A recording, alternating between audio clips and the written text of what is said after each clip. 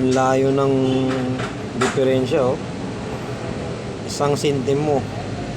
Tapos yung isa, 1 centavo. Parehas to Philippine coin, ha. Malaki at saka maliit. Tayo ng pinagkaiba, oh.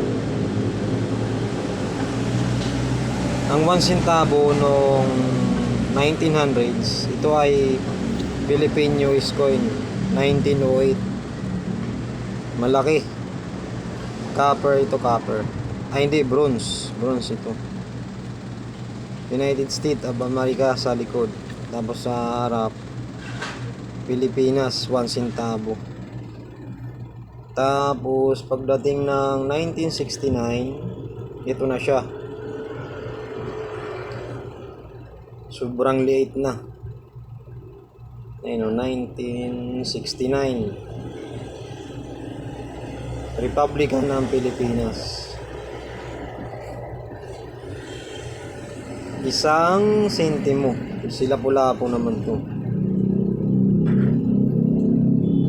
Ito po ay gawa sa aluminum. Kaya lumulutang muna ito sa tubig bago lumubog. Nalubog pa rin to sa tubig pero lumulutang, matagal lumubog pag malalim. Yan. Isang sentimo, lapu-lapu. Liit na, sobrang gaan. Tapos ang 1 centavo naman nung 1908, malaki. American shell yung likod.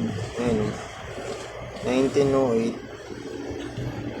Tapos yung harap, lalaki nakaupo, nakaharap sa Vulcan Mayon, nakahawak ng maso.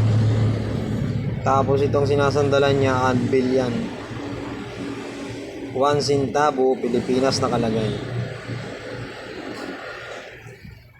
Pag good condition yung ganitong coins na 1908, medyo pricey.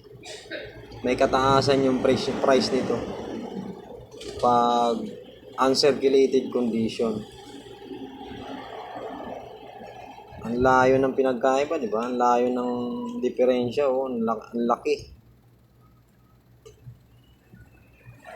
Wala sa kalahati yung laki. Yan, oh. Tsaka itong 1908, bronze, plated copper. Ito alum na, 1969, lapu-lapu. Yan, may bago tayong koleksyon. I-add lang natin ito sa ating koleksyon, mga ganito.